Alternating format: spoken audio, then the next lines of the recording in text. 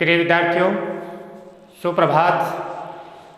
आज हम कक्षा 12 ऐच्छिक हिंदी का पाठ नंबर 4 और पुस्तक का नाम हमारा वही अंतरा भाग 2। तो पाठ नंबर 4 में भी 2 कविताएं हैं। पहली कविता का नाम है बनारस, जिसके बारे में हम विस्तार से जानकारी प्राप्त करेंगे आज ही, और दूसरी कविता है दिशा। तो इस पाठ में भी इन दोनों कविताओं में हम पूरी रुचि के साथ से अध्ययन करेंगे। तो पहली कविता जो है बनारस।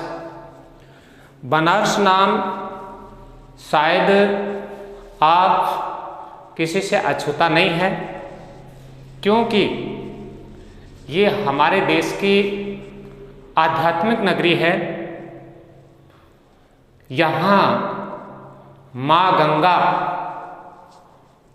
का किनारा लगता है, इसलिए इस बनारस को जो चर्चित होने का मुख्य कारण है या प्रसिद्धि का मुख्य कारण है, उसमें 2 हैं। एक तो माँ गंगा का किनारा और दूसरा यहाँ शिव का विराजमान होना। लेकिन इस बनारस शहर को पहले वाराणसी और काशी के नाम से भी जाना जाता है, ये भी आप शायद जानते होंगे। तो इस बनारस कविता को हम पढ़ें, इससे पहले हम हमारी मुख्य धारा में चलेंगे। अर्थात पहले इस कविता के कवि, जिनका नाम है केदारनाथ सिंह, उनका परिचय पढ़ेंगे और परिचय पढ़ने के बाद इस कविता का लिखना और बताना कवि का उद्देश्य क्या है, उस पर भी हमारी चर्चा होगी। तो आइए पहले बच्चों हम अध्ययन करते हैं कवि परिचय का।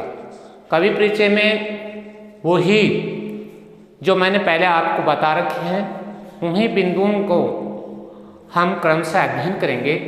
सबसे पहले नाम, कवि का नाम है केदारनाथ सिंह और जन्म है सन 1934 और जन्म स्थान है बलिया, जो कहाँ है बच्चों? उत्तर प्रदेश। उत्तर प्रदेश में है बलिया, ये इनका जन्म स्थान है। शिक्षा, ये अब तक जो पढ़ रहे हैं उन कवियों में अगर देखें इस साल के जो हमने 3 पाठ पढ़े हैं, उनमें इनकी शिक्षा वो पूर्ण है।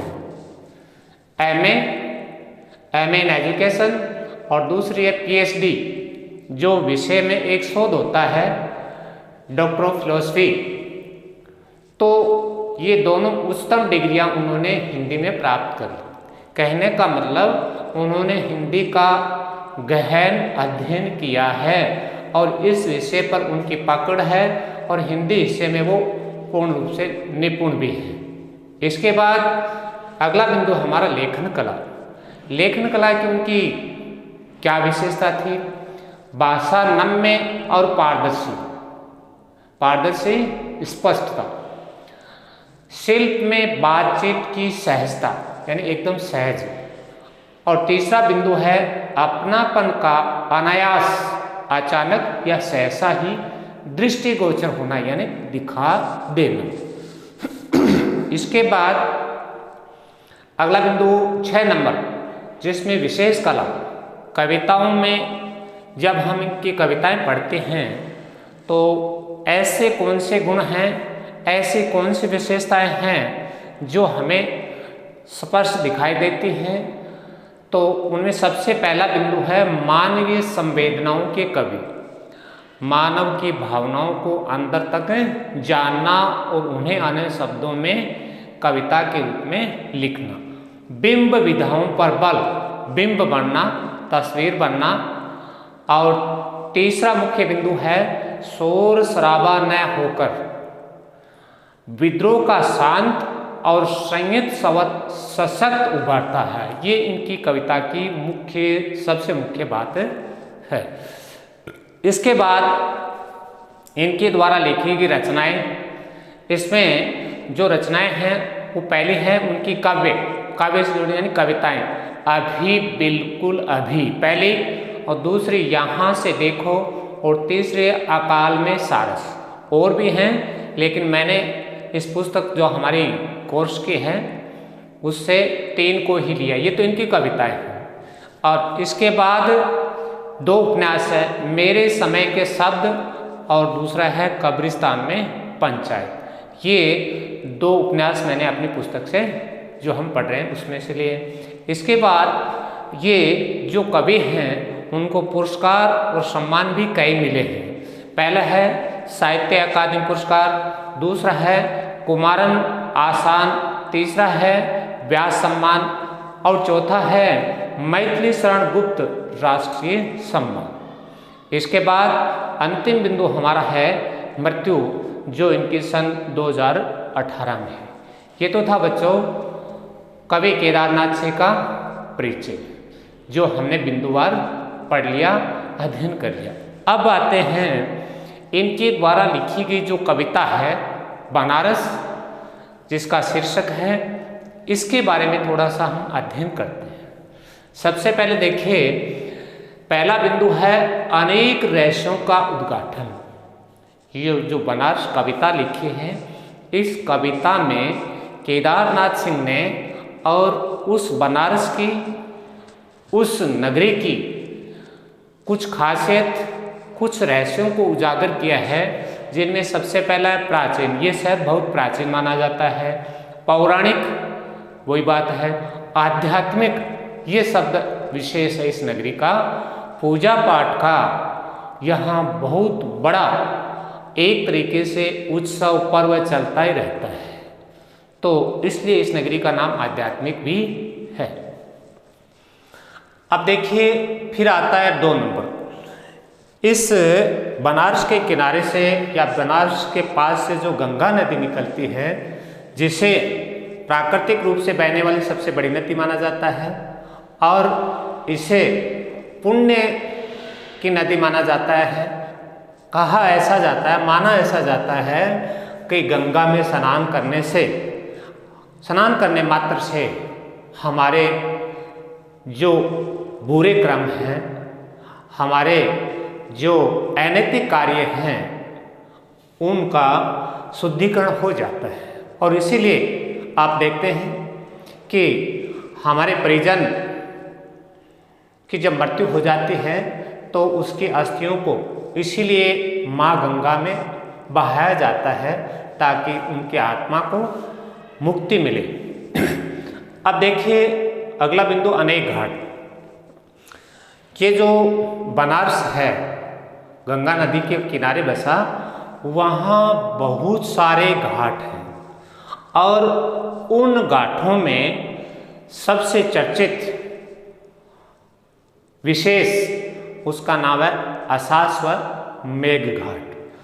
और घाटों पर होता क्या है, लगभग हर दिन प्रतिदिन वहाँ पूजा पाठ होते रहते हैं, वह मंत्रोच्चार होते रहते हैं, और पूजा की जो विधियाँ हैं, संस्कार हैं, उन सभी का वहाँ समावेश हमें देखने को मिलता है। अब इस कविता में और कवि ने क्या बताया है, वो 3 नंबर बिंदु है कि इस कविता में कवि ने उस प्राचीन नगरी का, उस आध्यात्मिक नगरी का इस प्रकार चित्रण किया है कि पूर्ण रूप से बनारसीपन दिखाई देता है। और इसके साथ साथ धार्मिक वातावरण, इतने घाट, इतने लोग, आना जाना, मेला उत्सव का सा माहौल बना रहता है, और उन सब का उद्देश्य है वहाँ धार्मिक वातावरण का निर्माण या धार्मिक पूजा पाठ का चलन। इसके बाद देखिए बसंत आगमन।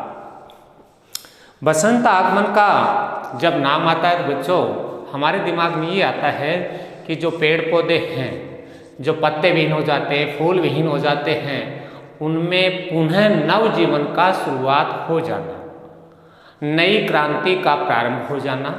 लेकिन यहाँ बसंत आगमन जो है उसका उद्देश्य बनारस के लिए क्या है? एक तो वहाँ धार्मिक पूजा पाठ होती है, वो तो सतत चलती रहती हैं, लेकिन उस बसंत के दौरान वहाँ का मौसम है वो अजीब सा हो जाता है पूजा पाठ के साथ साथ। वो कैसे? वहाँ भी धूल भरी आंधियाँ चलती हैं, और धूल भरी आंधियाँ इतनी चलती हैं कि लोगों के मुंह में रेत के कण जाने के कारण उनकी जीभ है वो भी किरकिरी हो जाती है। और ये स्वाभाविक है, हम सब इस अनुभव से परिचित हैं कि आंधी जब चलती है तो निश्चित रूप से रेत या धूल के कण हैं वो हमारे मुंह तक पहुंच जाते हैं। तो इसलिए सिर्फ बसंत आगमन के साथ धार्मिक पूजा के साथ साथ धार्मिक पूजा तक ही सीमित नहीं है, बल्कि वहाँ भी उस बसंत के आगमन के समय धूल भरी आंधियाँ भी वहाँ चलती है। इस प्रकार धार्मिक पूजा के साथ साथ आंधी का चलना एक अजीब तरीके का वहाँ का माहौल या वातावरण बन जाता है। इसके बाद इस कविता में वहाँ मौले तो बहुत हैं, लेकिन मुख्य रूप से इस कविता में दो महलों का चित्रण किया गया है, लहर तारा और मडवाडी। ये कुछ विशेष रूप से इस कविता में आपको जब हम पढ़ेंगे तो आपको देखने का मिलेगा इन दो महलों की चर्चा कि किस प्रकार वहाँ के लोगों का जीवन है, किस प्रकार वो लोग वहाँ से गंगा की तरफ जाते हैं। ये सारे हम व्याख्या में विस्तार से पढ़ेंगे। इसके बाद मैंने पहले चर्चा की, आते हैं ये जो मुख्य घाट है दशाश्वमेध। इस घाट में और कैसा दृश्य रहता है, कैसा माहौल रहता है, कैसा एक पर्व जैसा वातावरण बना रहता है, क्या क्या होता है बच्चों। देखो यहाँ ये बिंदुवार, यहाँ की जो आरती होती है संध्या के समय वो बहुत भव्य होती है, बहुत ही शानदार होती है, बहुत ही अलौकिक होती है। क्यों होती है? उस आरती का दृश्य, उसमें इतने सारे कार्यक्रम साथ चलते रहते हैं और उन सब कार्यक्रमों का देखना एक तरफ और साथ में आरती का चलना। तो उस आरती के दौरान क्या होता है? पूजा पाठ, लोग वहाँ जो आते हैं वो अपने क्रियाक्रम को पूर्ण करने के लिए, अपनी पूजा को संपन्न करने के लिए, तो बहुत सारे लोग हैं पूजा पाठ में लगे रहते हैं, पूजा पाठ के में समर्पित रहते हैं। और बहुत सारे लोग जहाँ पंडित लोग हैं वो कार्य संपन्न करवाते हैं या पूजा करवाते हैं, तो इसमें बहुत सारे लोगों को आप मंत्रोच्चार करते हुए भी सुनाई देंगे, लगे रहते हैं मंत्रोच्चार में। इसके अलावा लोग घर से फूल ले जाते हैं। फूल का संदर्भ यहाँ दोनों हैं, एक तो अस्थिय हैं अपने मृत जन की, उनको भी फूल कहा जाता है, और एक हमारे प्राकृतिक फूल। दोनों तरीके के फूल उस वक्त नदी में बहाते हुए दिखाई देते हैं।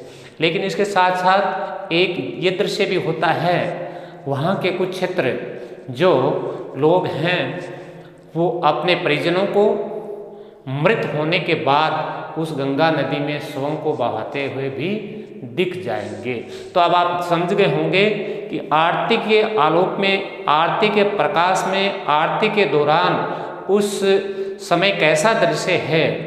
ये भिन्न भिन्न तरीके के दृश्य उसमें दिखाई देते हैं। इसलिए इस दशाश्वमेध की जो आरती है उसको भव्य, दिव्य, अलौकिक कहा गया है।